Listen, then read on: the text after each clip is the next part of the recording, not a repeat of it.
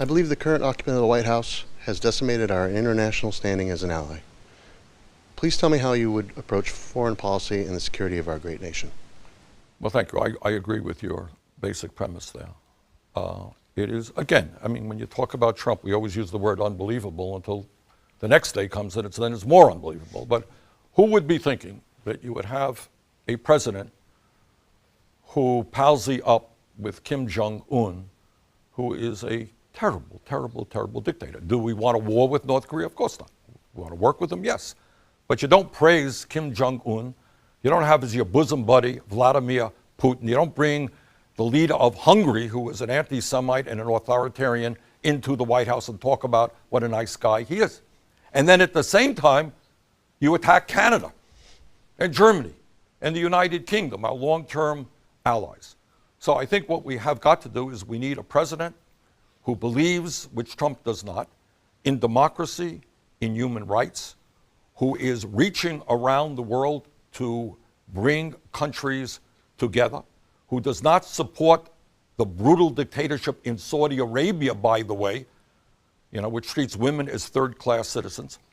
So you need a president who tells the world that democracy is the future, not authoritarianism, that condemns countries who are attacking human rights, who strengthens the bond that we have had with our long-term allies, that works with our adversaries, tries to bring peace to this world, but does not praise dictators and anti-democratic tyrants.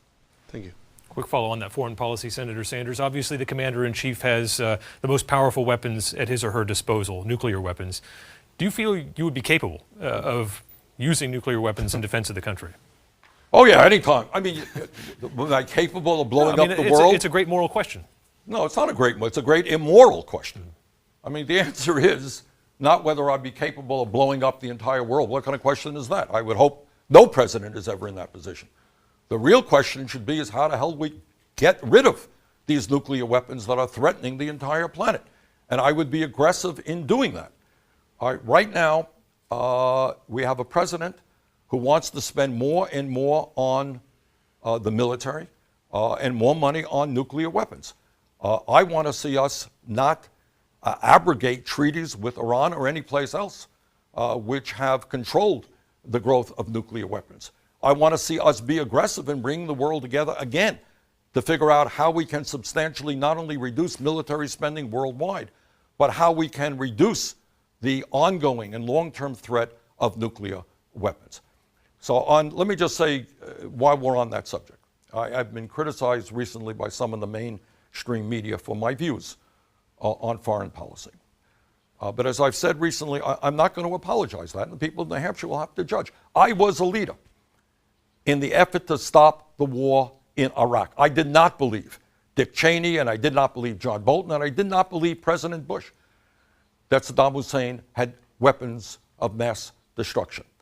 And if you go to the YouTube, you'll see the speeches that I gave. So I'm not going to apologize for that. More recently, as you know, I led the effort in the United States Senate to pass a resolution to get the U.S. out of the Saudi-led intervention in Yemen. People know what's going on in Yemen? It is the worst humanitarian disaster on earth. UN tells us 200,000 people will be dead by the end of this year, women and children. And if we don't get a handle on that war and stop that war, we're talking about millions of people dying of a famine. This is being led by the dictatorship in Saudi Arabia. I think America should be part of that. I don't. And right now, you got a president who appears, although he changes his views every day, but John Bolton, at least, his national security advisor, wants a war with Iran. Now, how crazy is that? Have we not learned anything from what the war in Iraq was about and all of the destabilization and loss of life we experienced there? So I'm going to do everything I can to stop that war in Iran. So I don't apologize for trying to do everything humanly possible to stop wars and destruction and to try to reach diplomatic solutions. Now, I know it's good politics for politicians probably who have been in this room to say, hey, I'm going to be tough on this one, and I'm going to be tough on that one. We're going to blow them off. Fine. But their kids are not the kids who are going off to war and who are dying. All right? Not their kids. So, yes, I'm not a pacifist. Sometimes war is, unfortunately, what has to be done. But you are looking at somebody who will do everything that he can to make sure that our kids are not dying in the Middle East. I was the former chairman of the Veterans Committee. I talked to too many families who lost loved ones in wars that we should not have been fighting in. To the original question, though, if Kim Jong-un launches a nuclear missile at the United States, you are not responding in kind.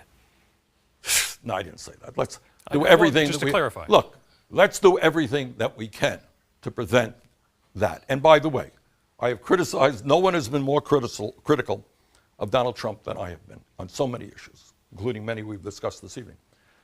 But I have not been critical of him for sitting down with Kim Jong-un. You do sit down with your adversaries, even when they're terrible dictators. So I've not been critical of them, and I will do that as well. We need to figure out some resolution. But let's not talk about whether or not I have the courage to blow up the entire world. We got to do a little bit better than that. We got to prevent that day from coming.